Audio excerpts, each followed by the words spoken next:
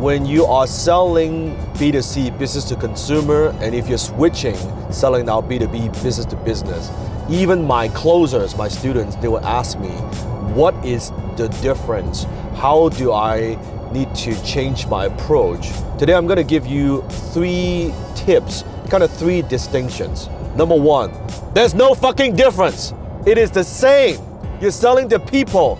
Don't buy into the whole, oh, now I'm talking to executive, I'm talking to CEO, I'm talking to entrepreneur, so you change your approach. No, people buy because of emotional reasons and they justify it with logic.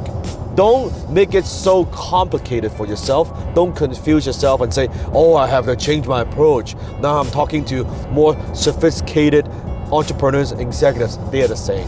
Number 2, the distinction that you might have is sometimes the sales cycle is a little bit longer, where it will require a multi-step approach.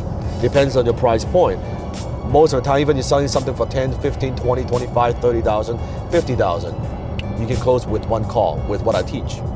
But let's say if something like 100K, 200K, $500,000, it's a bigger project, right?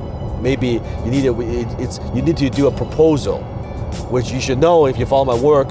I'll put a link here somewhere where why I don't like proposals. You should still do what I teach, do the call, qualify them on the phone before you send them, not the proposal, but terms of agreement. How are you gonna work together? So you might require a multi-step approach where maybe the first call is a discovery call, and then the second call is more a deep dive call, and the third call would be the closing. Now they have the engagement agreement or the terms agreement. Now you are signing it. It might require that approach, but the techniques are the same. The strategies are the same. Don't change anything. Number 3, when you are selling B2B, make sure you're talking to the decision maker.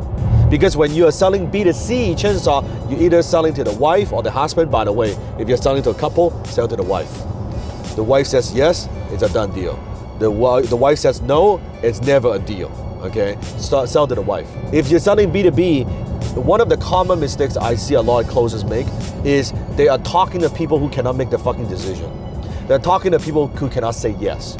They're too lower level. They're the assistant. They're a gatekeeper. They are not the executive that can make the decision, or they're not the CEO that can make the decision. So you want to sell to the top. Always sell to the top. Because if the CEO says yes, chances are the executive, the managers, they will go along with it. They will just execute. But when you're selling to, like, say, an executive, a VP, or a C-suite executive, their mind, not all of them, but from my experience, they are more focused on not screwing things up. So they are very hesitant, even though what you could provide, maybe the product or service, could help the company to generate a lot more revenue, to save them a lot of money, to cut costs. But their mentality is more, well, if I bring it up, there's a chance that this might not work, or it might not work the way that it is expected, or I overpromise, so I better not bring anything up. They don't want to rock the boat. So you need to make your offer, your proposal, what you do so irresistible. And how do you reverse that risk? How do you protect the downside? And how do you make them look good? Very important when you're selling B2B. We're selling to like a mid-level management.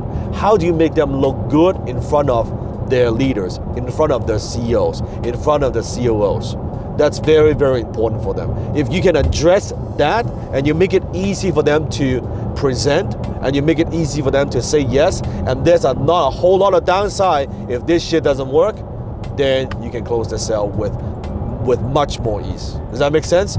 Comment below if you want to ask me more questions about selling B2B. And by the way, if you have not followed me on Instagram, make sure you go to @danlock and follow me on Instagram. Every single day, I post some kind of a quote, some kind of motivational message to motivate you and inspire you, especially when things get tough. So make sure you follow me on Instagram @danlock. I'll put a link somewhere here as well.